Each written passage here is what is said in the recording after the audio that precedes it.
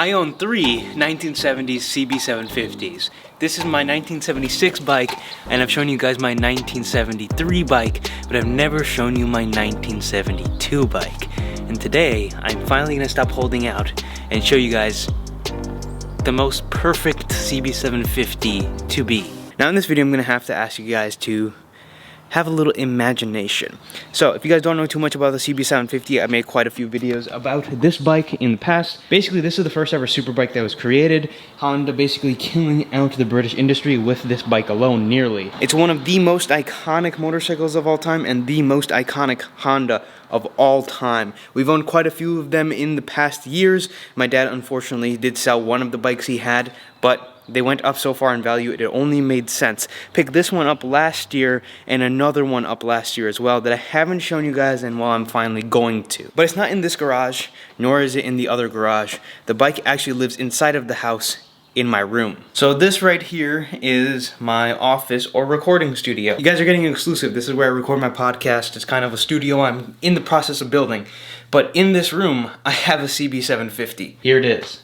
This is a 1972 CB750 underneath a blanket. This bike has been completely stripped down to bare frame, fully repainted, ready to be reassembled. This bike has been sitting for probably around 20 years in this condition, waiting to be put back together. Every single detail down to the kickstand has been repainted and is ready to be reinstalled. Now, story time. I bought this bike last year. I already said that. So how do I know it's been stripped down for 20 years?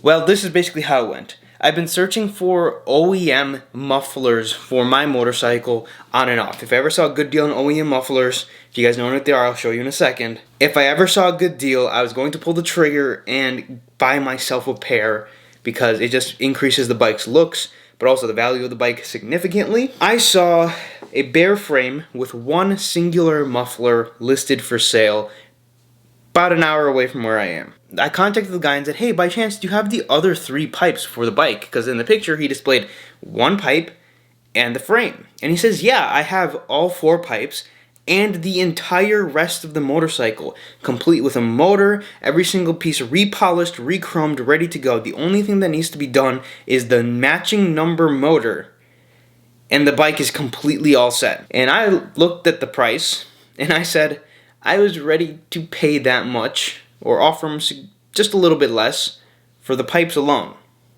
Because that's what they're worth. Wait, hold on. We'll get back to the video in just a second.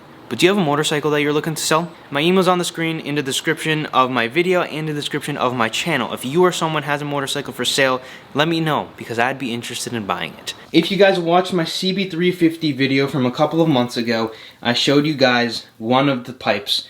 And these are original Honda mufflers that were never used on a motorcycle. These belong to a later year, I believe a 73 or a 74, but they're basically all the same. Here's a fourth one. I used it for a video. That's why it's on the side. Now, there's also a story with these pipes. Apparently, he got them from his friend, who from the dealer took them off his bike and kept them on the side. So they're basically unused. That's crazy. This is one of the craziest finds that I've ever had. A lot of people would not believe this find, and it stayed listed because the post just was not listed properly. Like I said, he didn't have pictures of anything other than the frame, a couple of odd pieces like the headlight perhaps, and one singular pipe. Now that's the story with the bike. It's an older one, it has the old style tank, and I dig it for that because I have two new ones, and this is the first ever older one that I've ever even tried to buy. The older ones are cool, and also they came in a color called Candy Blue Metallic. That is the future of this bike. I'm going to show you guys the other pieces. We're currently just waiting. It's on the back burner for a little bit longer, and when we get it done, we're going to get the motor completely refreshed, because that's the only thing it needs, and put it back together. And it's going to be painted in the candy blue. I don't think Honda kept records, so for me it's impossible to know what color this bike was from the factory. I believe we would consider this a K1 or a K2. I'm pretty sure, I'm almost positive that this is a 72, but it could be a 71. Either way, it's one of the early bikes, and I'm super pumped to get this thing back together. With that being said, let me show you all the rest of the parts for the bike. Now welcome to the other garage where a lot of the other motorcycles are parked. Right here is the 73 Sunrise Orange bike. got to get this thing back up and running and operational. There's probably already a video out on this bike firing up for the first time in like 10 years. That is a bike my dad bought a very long time ago. A lot of the other bikes are kind of on the newer end. There's a heart to the beast with Mazda RX-7 parts on top of it. This motor is the only thing that is not done and not finished, but it is the matching number motor. Then in this cabinet right here is all the rest of the bike. So there's the fenders here, which could use a little bit of love. There's the carburetors sitting right there, and in these boxes here are tons of parts and pieces for the CB750. All the little pieces that go on the handlebars, everything like that has been re-chromed and polished.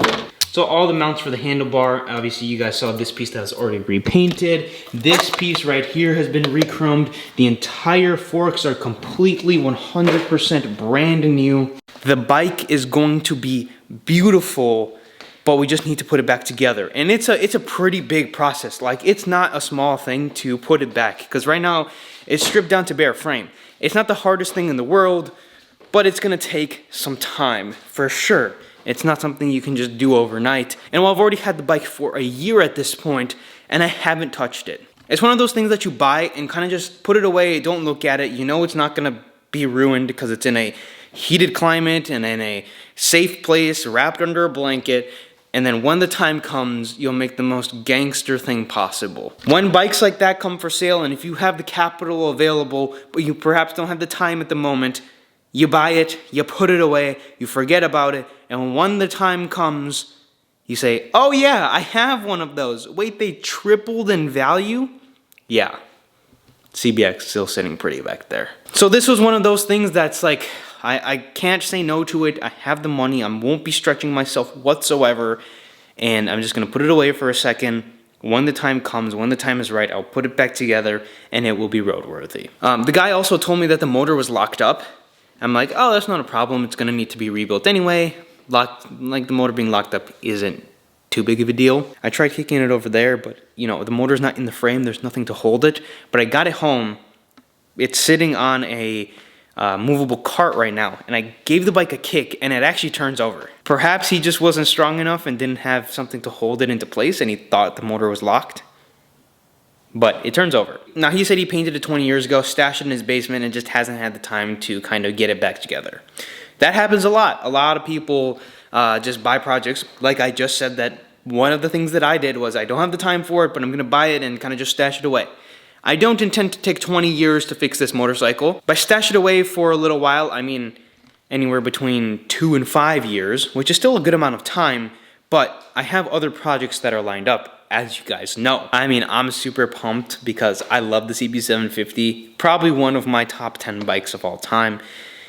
It's an awesome bike. They're so smooth, and I can't wait to ride a completely fresh bike. I'm gonna put miles on it, right? It's not gonna be a bike that's gonna sit pretty and do nothing.